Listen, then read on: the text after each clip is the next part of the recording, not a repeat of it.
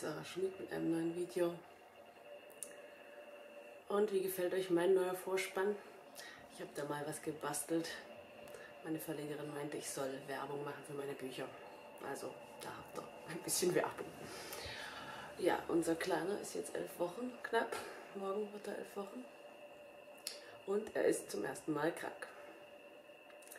Es fing vor ein paar Tagen an mit Husten und gestern hat er ziemlich schnell geatmet und so, wie man sagt, das so Giemen und Brummen, also über den Bronchien klang das so klang das. Er hat gehustet, wieder immer noch so weißen Schleim. Und die Nacht war unruhig, aber so ab 3 hat er dann doch geschlafen. Heute ist es mit dem Husten schon besser. Es scheint nicht mehr so tief zu sitzen. Fieber hatte dafür heute. Heute früh war es so mittelhoch, würde ich sagen. Tags dann war es wieder niedriger, jetzt ist es wieder ein bisschen höher. Ich messe nicht, ich halte immer meine Wange dran und schätze dann nur so, ist es niedrig, ist es mittelhoch oder hoch. Ich senke auch kein Fieber, weil ich finde, dass Fieber eine sinnvolle Einrichtung ist. Und das ist die Waffe des Körpers gegen die Krankheit und die nehme ich ihm nicht einfach so weg. Und deswegen habe ich auch bei meinen Kindern noch nie Fieber gesenkt, sondern ich lasse die fiebern, wie sie es wollen. Und erfahrungsgemäß sind die dann auch ganz schnell wieder gesund. Man muss nur zusehen, dass sie halt ausreichend trinken und dass sie nicht zu warm verpackt sind oder frieren, sondern dass es gerade so richtig temperiert ist, dass es angenehm ist. Ja, heute hat er viel geschlafen. Ich hoffe, der schläft sich jetzt gesund und es ist bald ausgestanden. Das ist auch für die Nerven der Mama schön, wenn es dann vorbei ist. Ja, genau. Gehe ich zum Arzt? Gehe ich nicht zum Arzt? Das ist immer die Frage, die sich die Eltern stellen. Ich frage mich dann immer, was erwarte ich vom Arzt? Was soll mir der Arzt tun? Soll er mich beruhigen oder will ich Medikamente oder keine Ahnung, will ich in meiner Angst beruhigt werden und gesagt kriegen, alles gut. Ich bin ja nicht so der Arztgänger. Ich meine, ich habe selber studiert, was nicht heißt, dass ich auch nicht zum Arzt gehe.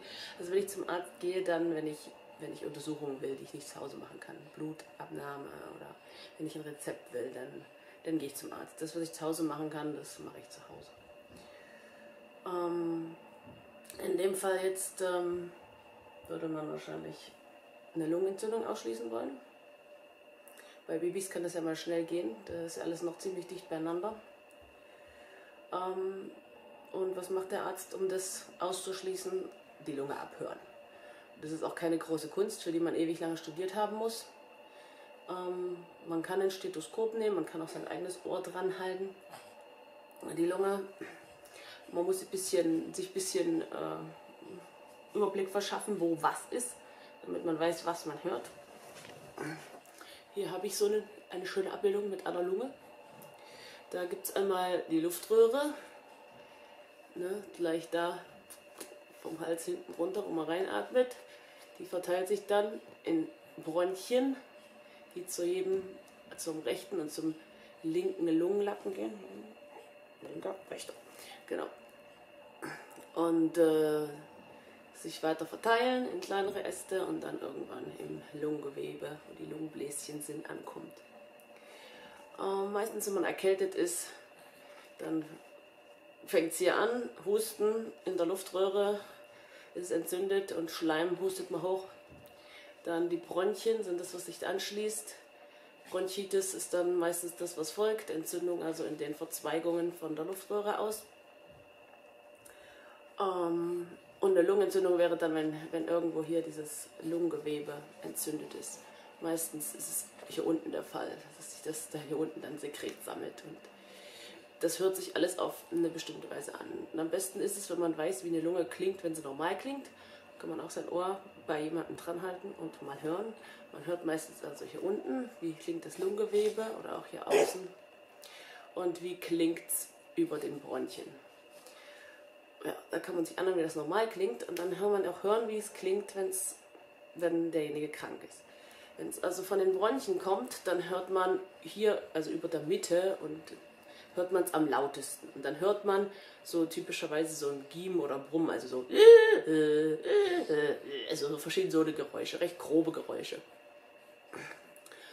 Und das ist, dann weiß man, das ist hier angesiedelt, und hier außen leitet das zwar die Geräusche fort, also wenn man hier außen hört, hört man auch so dieses Giem und Brumm, aber leiser, weil das leitet es halt ein bisschen fort. Wenn aber das Lungengewebe betroffen ist, dann hört man so ein leises Knistern oder Rascheln, und das ist dann am lautesten eben in dem Bereich, wo das Lungengewebe ist. Genau, und so mache ich das auch. Ich höre also einfach mit meinem Ohr, meistens, wenn ich zu faul bin, Stethoskop zu hören, ich höre halt mein Ohr dran und lausche, ob das hier unten, also Lungenentzündung will man ja ausschließen, Bronchitis ist nicht so wild, das heilt von selber in der Regel, aber Lungenentzündung ist nicht so schön. Aber wenn das hier unten und so wenn das normal klingt, wenn das also nur normale Atemgeräusche sind und kein kleines Knistern oder sowas, dann ist gut. Genau, das macht der Arzt auch aus. Und das kann ich auch zu Hause machen, da muss ich nicht extra hinrennen. Der Arzt, der verschreibt dann, also es ist immer die Frage, ist es bakteriell oder ist es, also bei einer Bronchitis, da wird ja auch gerne mal Antibiotika eingesetzt, vorsorglich. Immer die Frage, ist es viral, also Viren verursacht oder bakteriell? Das ist ja nicht so leicht zu unterscheiden, auch nicht für den Arzt. Also ganz oft werden da zur Sicherheit Antibiotika verschrieben, wo eigentlich keine sein müssten, weil die allermeisten Erkältungskrankheiten sind einfach nur mal viral, und dann nützt kein Antibiotikum was, weil die nur bei Bakterien wirken. Ja, und bei ihm jetzt wird das sicherlich auch viral sein, weil die ganzen Geschwister sind auch krank. Sehr zu unserer Freude.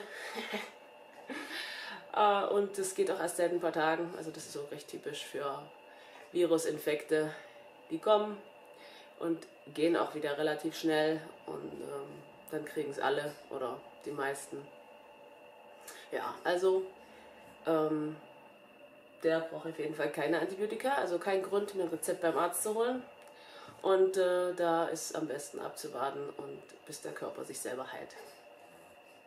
Was was der Arzt vielleicht noch geben könnte oder verschreiben könnte, wäre was, um die Bronchien zu erweitern, weil er hatte so ein bisschen so Erkältungsasthma-mäßig, wenn er so schnell atmet und Probleme hat, die Luft rauszukriegen. Also wenn es beim Ausatmen vor allem giemt und brummt, so macht, dann kann der Arzt was verschreiben, was die Bronchien halt erweitert und das Atmen erleichtert.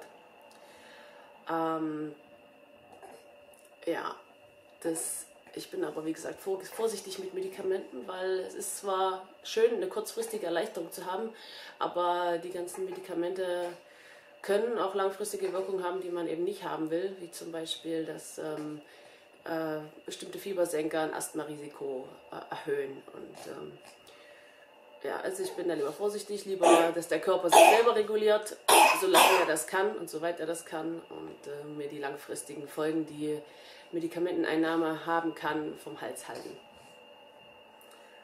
Ja. Und der Körper kann nämlich in der Regel viel mehr, als man ihm auch zutraut. Nur heutzutage fehlt das Vertrauen da rein, dass der Körper sich selber heilt. Man denkt immer, man muss was tun, sonst passiert was ganz Schlimmes. Aber ja, es geht halt auch oft ohne. Was mache ich also jetzt mit dem?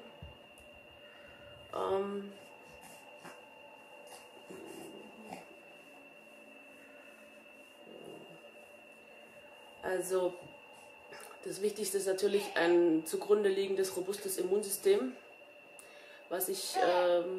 woran ich immer arbeite. Schon indem ich mich in der Schwangerschaft und vorher gut ernähre und jetzt gut ernähre, dass er gute Muttermilch kriegt, dass ich möglichst auf Medikamente verzichte und auf Impfung, also dass die Reifung des Immunsystems natürlich geschehen kann. Und dann, wenn man jetzt halt schlecht Luft kriegt, dann kann man den Oberkörper höher lagern. Da habe ich hier auch mein tolles Dreieckskitzenkissen, mit dem ich das heute Nacht gemacht habe. Kann ich ihn so ein bisschen so schräg legen, dass er besser Luft kriegt.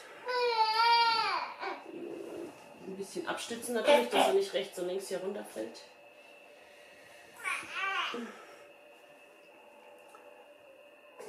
Ja, im Tragetuch ist auch gut, da kann das Kind auch gut Luft kriegen, wenn es aufrecht ist. Dann läuft der Rotz dann hinten im Hals runter und der kann den schlucken oder wie auch immer. Also es muss auf jeden Fall nicht sich oben sammeln. Ätherische Öle sind ganz nützlich. Wir haben da sowas, das nennt sich Barbix, das ist Eukalyptusöl und Fichtenöl. Sowas, das tropft man dann auf die Kleidung, so 1, 2 Tropfen und dann riecht es gut. Man kann auch eine aufgeschnittene Zwiebel neben das Bett legen. Das ist für die Eltern dann nicht so angenehm, weil es nach Zwiebel riecht, aber die ätherischen Öle, die die Zwiebel abgibt, die beruhigen auch. Nasensauger gibt es noch. Kann man den Rotz direkt aus der Nase saugen, wenn da welcher ist. Und dann gibt es natürlich noch so verschiedene andere Mittelchen und auch Homöopathie. Aber für Homöopathie bin ich doch zu sehr der Schulmediziner. Da kann ich nicht so dran glauben, dass das so... Ja. Ja. Und natürlich macht man sich Sorgen, wenn der Kleine so dran ist, wenn es ihm schlecht geht. Ne? Aber ich will nicht, dass nur aus Angst, aus meiner eigenen Angst, ich ihm jetzt Medikamente andrehe, die nachher irgendwelche Folgen haben, die ich gar nicht will. Deswegen bin ich da sehr zurückhaltend und überlege mir das ganz genau, was ich tue und ob es wirklich ihm nützt oder ob es nur meiner Angst nützt. Ja, was mir da hilft, ist Gebet. Also das hilft mir, mich daran zu erinnern, dass Gott das wunderbar gemacht hat, das Immunsystem auch. Und dass das kein Kamikaze-System ist, was sich selbst zerstört, sondern dass das darauf ausgerichtet ist, das Leben zu erhalten und eben gesund zu werden. Ja, also muss man gut die Nerven behalten, vor allem wenn alle anderen Kinder auch noch irgendwie krank sind und die Nächte zerrissen. Heute Nacht war ja nicht nur er unruhig, sondern dann war auch unser 4. Kind hatte Ohrenschmerzen und das 3. Kind hatte auch noch erst Ohrenschmerzen, die waren dann weg, aber er wollte trotzdem mit hier im Bett schlafen, also musste ich ein bisschen umräumen. Ja, genau, es ist immer schön, wenn es vorbei ist dann.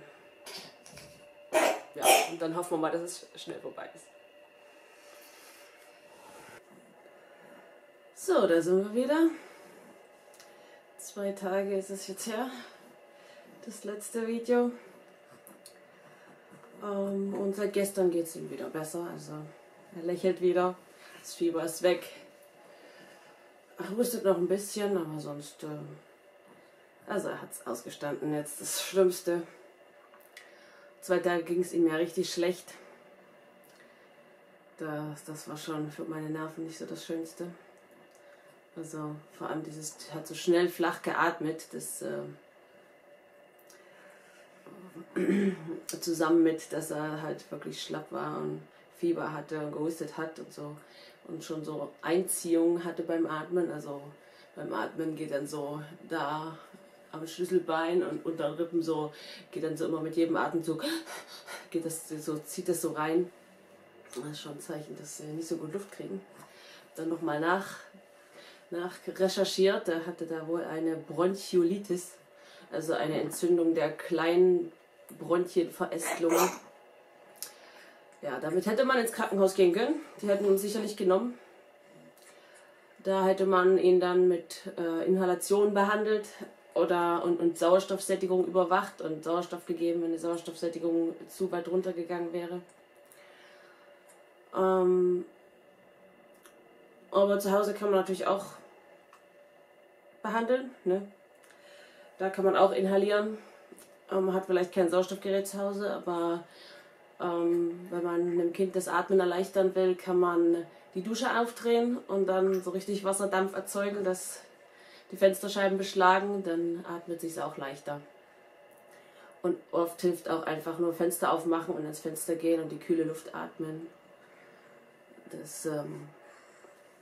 Die ist auch schon feuchter und dann erleichtert das Atmen. Ja, also ich will euch auf keinen Fall davon abhalten, zum Arzt zu gehen oder ins Krankenhaus zu fahren, wenn ihr meint, dass es nötig ist. Und es gibt auch gute Ärzte, die nicht gleich Antibiotika verschreiben und die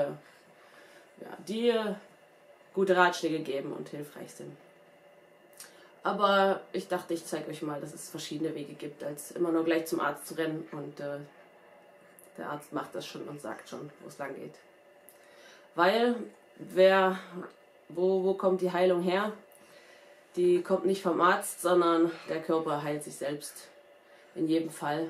Und unter den Bedingungen, die eben vorliegen, tut der Körper sein Bestes. Und wenn diese Selbstheilungskräfte nicht da wären, dann ist jeder Arzt machtlos. Es gibt ja den schönen Spruch, die Hauptaufgabe des Arztes ist es, den Patienten so lange bei Laune zu halten, bis er von alleine gesund wird. Also in dem Sinn kann man ruhig eine ordentliche Portion Vertrauen da rein haben, dass Kinder, Babys und man selber auch wieder gesund werden, statt dem Ganzen mit Angst zu begegnen, was alles schief gehen könnte, wenn man nicht sofort was tut, was auch immer. Und der Babykörper ist ja auch kein Kamikaze-Kommando, sondern will leben. Und bei guter Konstitution hat so ein kleiner Babykörper auch die Mittel dazu. Ja, soweit diesmal. Bis dann. Tschüss.